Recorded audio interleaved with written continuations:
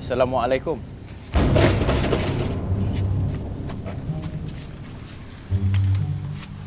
Seorang perempuan tu nama dia Anggun. Dia suruh datang sini. Oh, Kak Anggun. Kenal lah dia, rambut banyak pakai spek, melektor kan? Dia dah macam kakak saya lah. Dia selalu lepak kat sini. Kenapa bang? Tapi kan, abang tengok kenapa 2 hari ni dia tak datang sini pun? Oh, abang cari Kak Anggun ke? Patutlah 2 hari nampak abang kat sini.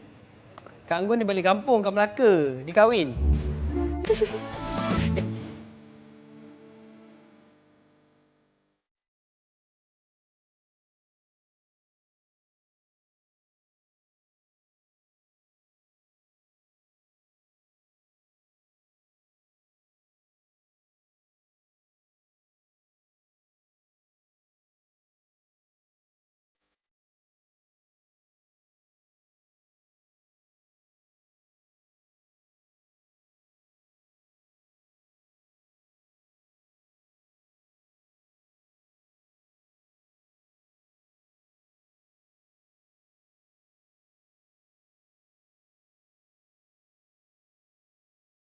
Malu lah. Aduh, malu buat apa? Handsome apa? Lagipun Kak Anggun tu, dia peramah. Kamil ditegur, bos ditegur.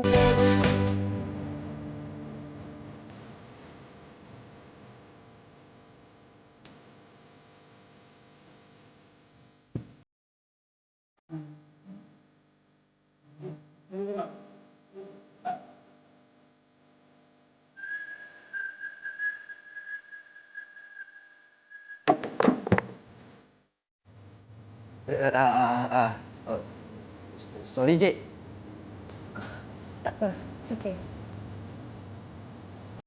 Nasihatkan Anggun sikit. Daripada jadi penulis je kat KL tu, lebih baik dia balik sini kat kampung. Tolong mak lah kan. Jagalah apa-apa yang patut kan. Yalah situ pun bahaya. Kos sara hidup pun tinggi. Lainlah kalau dia dapat suami macam saya.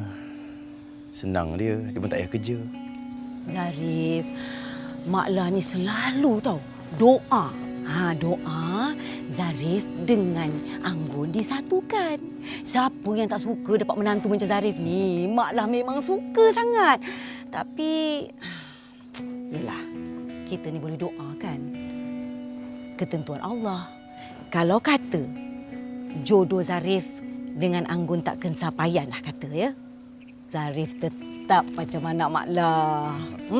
Ya, jangan lagi risau sangat. InsyaAllah, kita sama-sama doa. Yalah. Okey mak lah. Zarif minta diri dulu . Assalamualaikum. Waalaikumsalam. Jangan lupa kisah dengan Mak. Okey. Ya? Okey mak lah.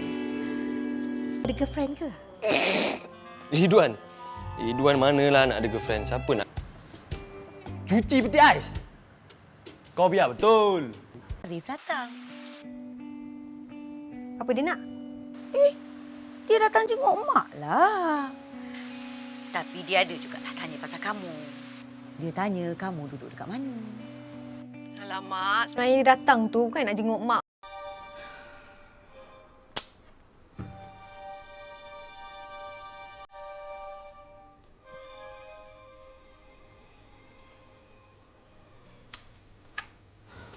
Sorry lah Ika.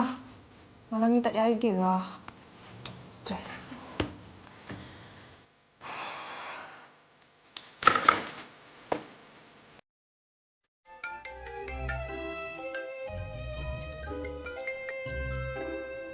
Hello.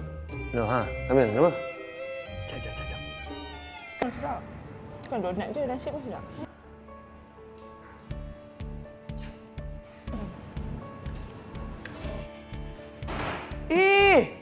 Abang Rafiki dengan Abang Ridwan.